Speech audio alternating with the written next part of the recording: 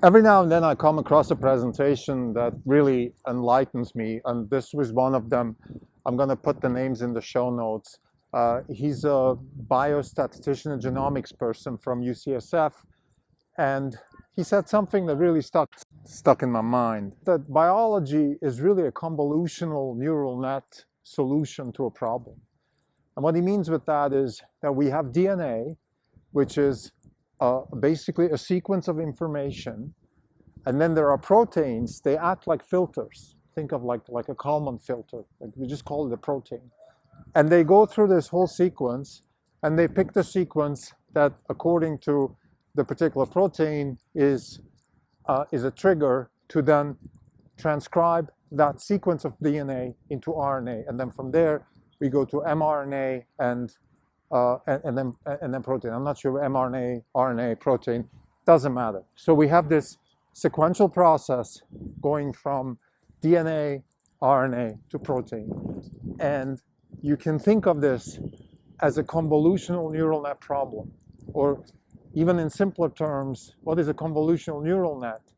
It's a neural net that learns a filter that represents something, whether it's a cat, so it helps classifying cats on YouTube, or whether it helps predicting the next token. Of course, that's a different architecture, it's transformer architecture, but it's kind of the same thing, right? We have this discussion now, we've had this discussion for months in the AI community that state space models, transformers are converging or maybe substituting each other, things like that. So I don't want to go too deep into that now. I think I just want to point this particular comment out and just use it as an example of how important it is for us to constantly be involved, right? Let's say we go, I went to a biostatistics seminar at Stanford, right? Biostatistics,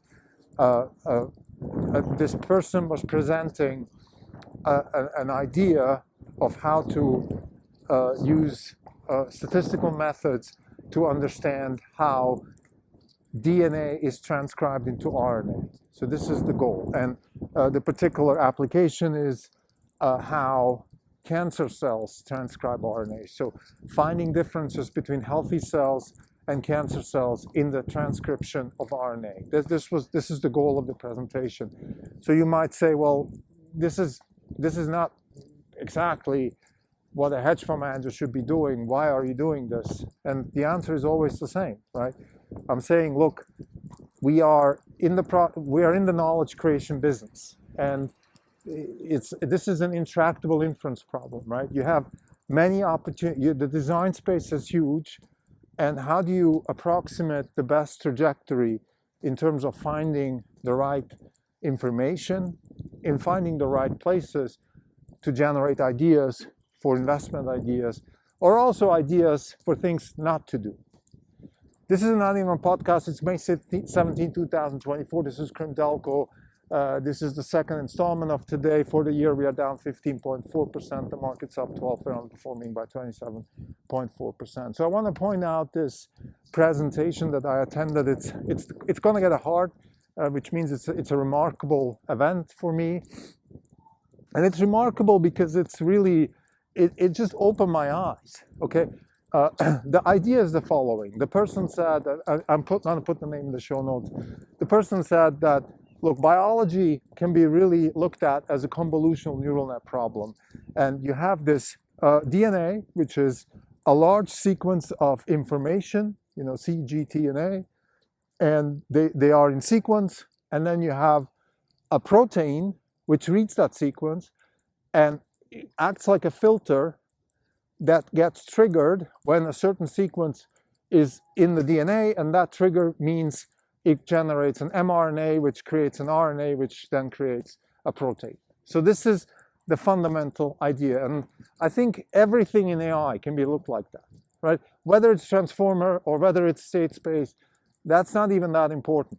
You can look at AI, at least modern neural net technology, as learning filters to go through the data and trigger a result. Or in other words, AI inference is you inference equals a filter, and then the filter goes and searches through the data to represent whatever you're looking for. Whether it's an FSD, Tesla that has to decide going left and right, whether it's cat classification on YouTube, the inference is the filter, the data comes in, creates the filter, and then it goes through the data and looks for a solution.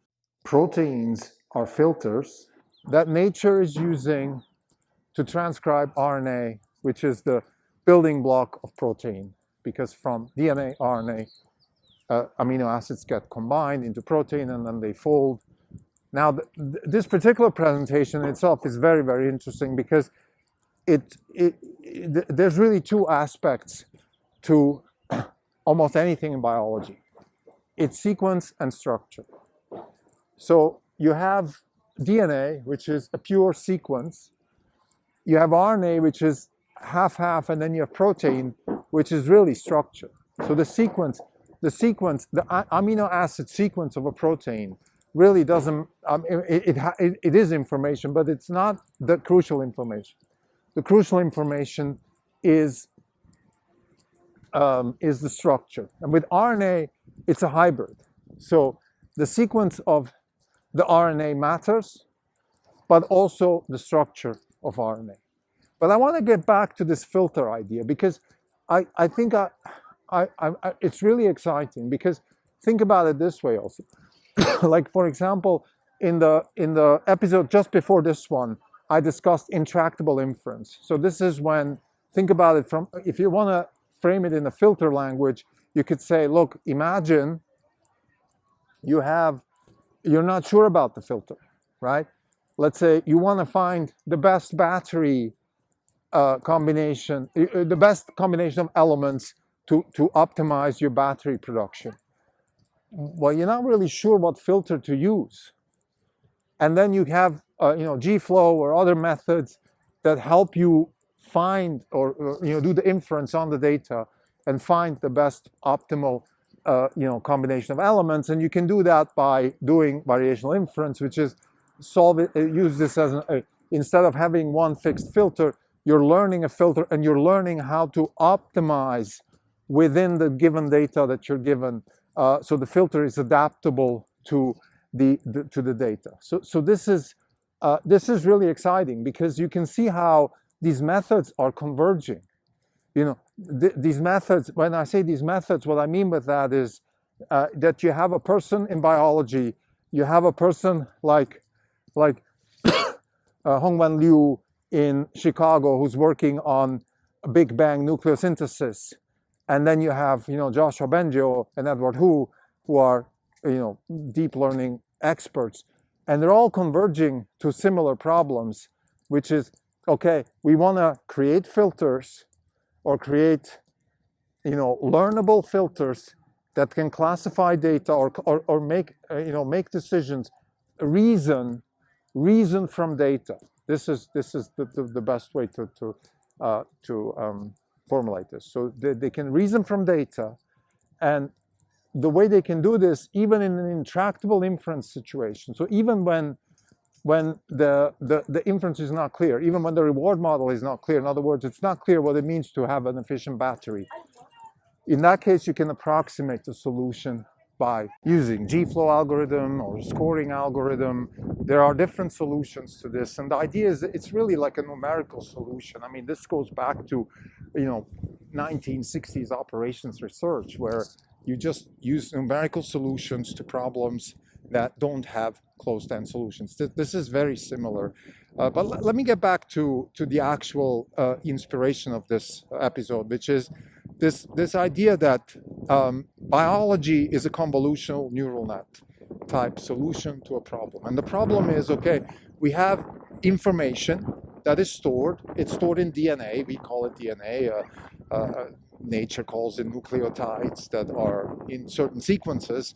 So this is what's important here. It's nature has decided that let's store information in sequence, and then let's learn filters. We humans call it proteins.